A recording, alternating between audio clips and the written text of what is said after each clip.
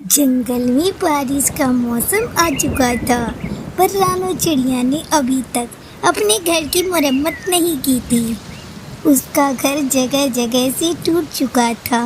रानो का पति कमाने के लिए विदेश गया हुआ था। हे भगवान, अब मैं क्या करूं? मैंने अभी तक अपने घर की मरम्मत नहीं की और बारिश का मौसम भी आ गया। गुड़िया के पापा भी यहाँ नहीं है। मुझे खुद से लकड़ियाँ ढूंढना होगा और घर मजबूत करना होगा। रानो चिड़िया बारिश में ही लकड़ियाँ ढूंढने चली जाती है।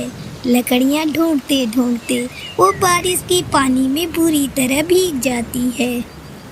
मुझे बहुत कमजोरी महसूस हो रही है। मुझे घर चलना चाहिए। लकड़ियाँ लेने फिर से आ जाऊंगी।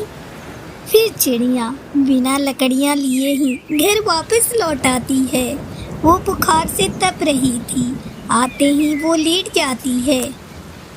मम्मा, मम्मा, क्या हुआ आपको? आपकी तबीयत तो ठीक है ना मम्मा? अरे बाप रे बाप, आपको तो बहुत तेज बुखार है मम्मा। रुको, मैं अभी बेटी से दवा लेकर आती हूँ। नहीं गुड़िया बेटी, बारिश बहुत तेज है। बाहर गई तो भीग जाओगी, और अगर तुम भी बीमार पड़ गई तो चिंटू को कौन संभालेगा? मैं ऐसे ही ठीक हो जाऊंगी बिटिया। धीरे धीरे रात हो जाती है। बारिश लगातार हो रही थी। अचानक से रानो के घर की छत टपकने लगती है। हे भगवान, ये मुसीबत भी अभी आनी थी। अब तो छत भी टपकने लगी। मैं अकेली क्या करूं?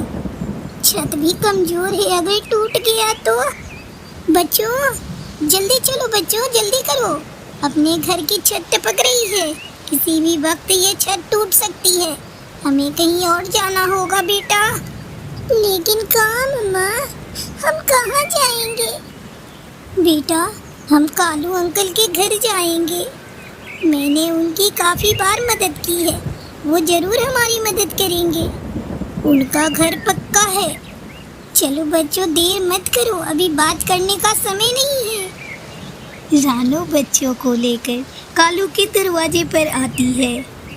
कालू भैया, अरे ओ कालू भैया, गोरी बहन, ओ गोरी बहन, दरवाजा खोले। इतनी रात गई, ये मरी चिड़िया कहाँ से आ गई? ये जरूर हमारे घर में रहने आई होगी। इसे मना कर देती हूँ। गोरी, बाहर बारिश बहुत तेज है। चिड़िया को अंदर बुलाकर पूछो तो सही, वो हमारे दरवाजे पर क्या करने आई है। खबरदार, कोई जरूरत नहीं। वो हमारे दरवाजे पर क्या करने आएगी? आपको पता नहीं, अपने बच्चों के साथ आई है। अंदर बुलाने की कोई जरूरत नहीं। गोरी, जरूर कोई ना कोई बात है, तभी तो चिड़िया अपने बच्चों को साथ लेकर आई है। मैं जाता हूँ दरवाजा खोलने। कालू, तुम जानते नहीं, इस चिड़िया का जरूर से घर टूट गया होगा बारिश में, तभी ये हमारे दरवाजे पर आई है, हमारे घर रहने के लिए। तुम दरवाजा बिल्कुल मत खोलना। गोरी, ये तुम कैसी बातें कर रही हो? याद करो, जब हमारा पक्का घर नहीं था, बारिश के दिनों में अक्सर हम लोग बारिश से बचने के लिए चिड़िया के घर पनाह लेने जाया करते थे। चिड़िया ने तो कभी हमें मना नहीं किया। कालू, ज़्यादा हमदर्द ना बनो। अगर तुमने चिड़िया को अंदर बुलाया तो मैं अपने माँ के घर चली जाऊंगी और फिर कभी नहीं आऊंगी। कालू कौवा गोरी की धमकी से डर जाता है और चुप करके बैठ जाता है। तभी रानो का पति लौट आता है। रानो, तुम और बच्चे यहाँ इस तरह बारिश में क्यों भीग रहे हो?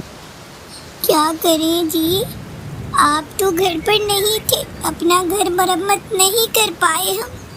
पहली बारिश में ही छत टपकने लगी।